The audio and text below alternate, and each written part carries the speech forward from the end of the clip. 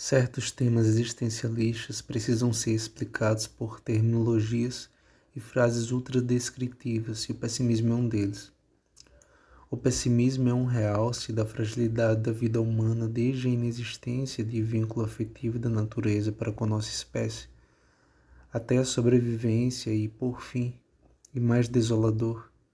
o descaso da natureza sobre todos os seres existentes. Fracassamos na vida, todos por igual, desde que nascemos, porque a autonomia do homem não manipula as ações cruciais da sua própria existência, desde a possibilidade de nascer com doenças terminais ou que causarão grande sofrimento no decorrer da vida, ou no ínterim da vida, a impossibilidade de transcender a morte evitando-a, ou alterar a data dos nossos destinos finais, ou a extinção do tédio da maneira real, sem entorpecentes. Falo de maneira específica sobre isso porque a conclusão do que é sucesso baseado no senso comum é de termos o máximo de autonomia, o que nos leva ao apogeu do estado de poder, um patamar em que temos maior poder do que a maioria. A ideia descrita nesse senso só funciona para apalpar nossos egos dentro da sociedade, para a facilidade de nossas ações serem completadas de acordo com o nosso querer. Funciona dentro da sociedade e jamais fora dela. Em uma explanação mais descritiva, fracassamos na existência de forma igualitária, mas nos iludimos entre si de que somos superiores uns aos outros por uma falsa autonomia derivante do sucesso, que existe apenas em nossas cabeças. Ao observarmos o descaso da natureza para com nossa espécie, quando verdadeiramente conscientes disso por reflexões minuciosas sobre os axiomas das obviedades tão claras e pouco refletidas vistas na história da humanidade e nas evidências científicas, nossa frustração se eleva a um pico em que nossa autonomia se sujeita à inferioridade da incapacidade. É como se as vastas possibilidades de alcance das nossas metas agora se reduzissem a uma ou duas, talvez nenhuma, talvez a um punhado de ilusões que precisamos preservar para manter a saúde mental, com o fim de ter forças para levantar de manhã e encarar o fatídico dia. Essa ruptura, esse choque de realidade, que mais parece a colocada dos pés no chão, chamamos de luto nihilista. O estado de enlutamento nihilista é inevitável, após estarmos conscientes da vastidão do universo e das quebras das bases das nossas crenças antropocentristas mais motivadoras, onde teremos duas opções distintas e interligadas entre si para continuarmos vivendo e mantendo saúde mental: aderir ao lirismo filosófico e romantizar o pessimismo da existência, ou nos tornarmos verdadeiramente apáticos e, consequentemente, insensíveis às nossas emoções sobre a realidade. Os dois modos são observados na história da filosofia e ambos são usados por filósofos tanto quanto Schopenhauer como Cioran.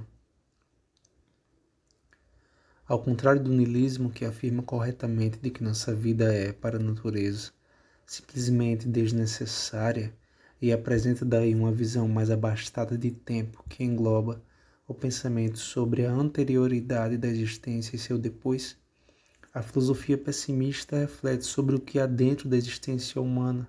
sobre as dores do mundo e as fraquezas da humanidade, o levantamento das frustrações, seu aspecto legítimo. O que a filosofia pessimista faz, ao contrário do que diz o otimismo e sua esperança exacerbada, é colocar todo o peso da força da natureza contra nós na parede e se pautar em cima disso para a resolução das equações reflexivas, ao invés de maquiá-las com ideias de intencionalidades e transcendências imateriais. Uma realidade sobre a matéria é que ela volta para o nada e sofre no percurso. A única diferença para essa matéria é se ela está consciente ou não disso. Se pesarmos toda a característica da existência humana com base na história da humanidade, veremos o homem sofrendo as dores do tédio e da falta de recursos para sobreviver, o levando a labutas severas. E em meio a isso, a existência de cantorias esperançosas, a criação de moralidades, deuses, amor, arte, para suprir não só seu tédio, mas lhe dar conforto emocional e equilíbrio psicológico. A vida para um homem que abdica da razão é o que ele quiser que seja, mas, na medida que olhamos para a realidade da vida humana e da natureza e vemos a monotonia de abismos caóticos e sem sentidos, se não nos sentirmos suspensos e desesperados, ou há algo errado com nossa crítica relacionada à falta de amor próprio,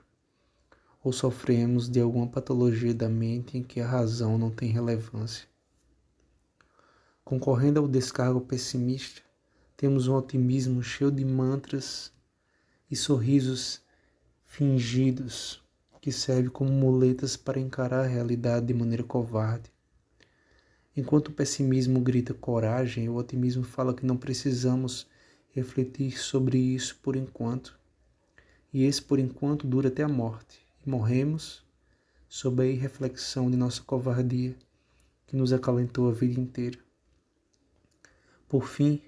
o dom da racionalidade dada pela evolução à nossa espécie não serviu para quase nada além de uma sobrevivência tapada. Nem se um dia o homem vencesse a morte criando alguma máquina ou remédio que o tornasse imortal, o pessimismo seria descartado, porque o tédio desolaria cada fio de cabelo humano, e o que nos restaria seria a busca louca por entorpecentes para fugir da realidade. Numa reflexão sobre esse estado, ele seria o ápice do fracasso e do medo, mantido de todas as maneiras para encobrir nossos preconceitos